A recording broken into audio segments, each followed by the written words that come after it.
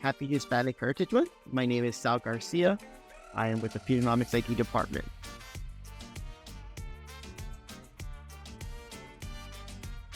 Hispanic Heritage Month for me means being able to reflect on a part of my culture, a part of my history and where I came from, and a part that I'm still trying to be very much connected to.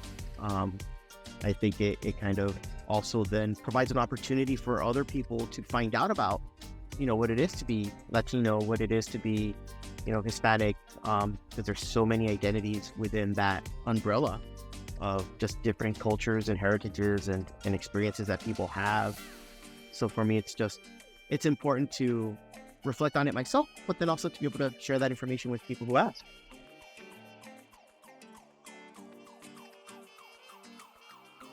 Both my parents are from Mexico. They're both from the state of Jalisco, from different areas, different cities in that state. Growing up, both my parents only spoke Spanish. So growing up with them, nobody in our household actually spoke English. Everybody spoke Spanish. So the only way I really learned English, I was born in the US, but the way I learned English was basically my parents sat me in front of TV and I was watching Sesame Street and other public, children's broadcasting shows.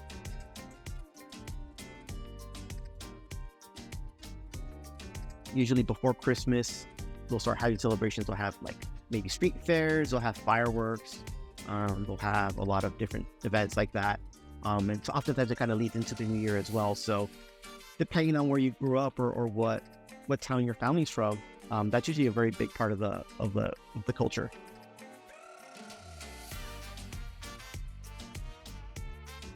One of my favorite foods that I've had is called mole.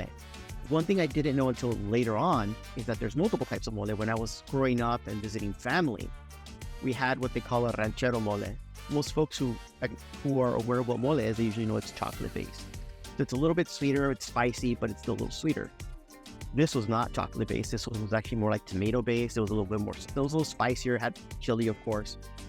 And it wasn't until I interacted with other people in my family and eventually with my wife, because she's also Mexican American, and she was telling me about her experience having mole. And of course, we then go, oh, this is what I love about mole. She's describing the flavor. And I was like, that's very different. That's not what do you mean the chocolate? And she's like, yeah, because it's chocolate based. And I was like, no, it's not. The one that I grew up with, which I thought was the common one, actually isn't.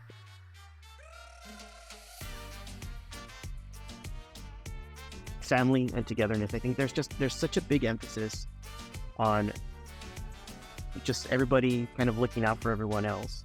There's always a place you can go to. It's a saying that a lot of Mexican families will say. It's like, aquí tienes tu casa.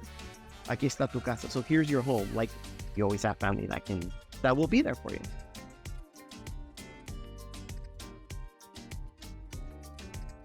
Part of my identity that I think reflects my own morals and values that I have and just kind of how I present myself to the world. I think a big part of my culture, what it means is openness, it's respecting others, it's empathy and sympathy, I think is a big part of it too.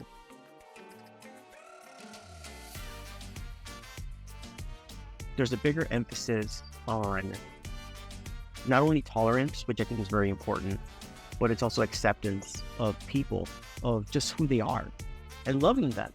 If they mean something, if they're important to you, if they're people that you care about, you accept them with open arms.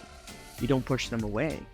And that to me has been huge because it breaks away from a lot of the old mentalities, a lot of kind of the old, stereotypes and kind of ideologies that the culture has had in the past.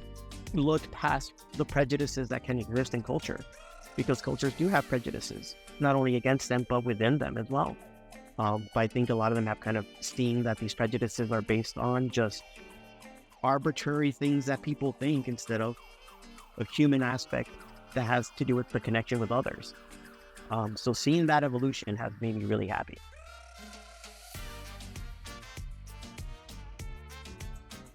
One important thing that people can know about our culture is that they can ask us anything about it. I think sometimes people are afraid to ask questions. The concern can be like, oh, am I okay to ask this question? Is it going to be culturally insensitive, possibly? Feel free to ask questions. Feel free to find out more. and we'll be glad to answer. Happy Hispanic Heritage Month. Adios. Goodbye. And have a great day.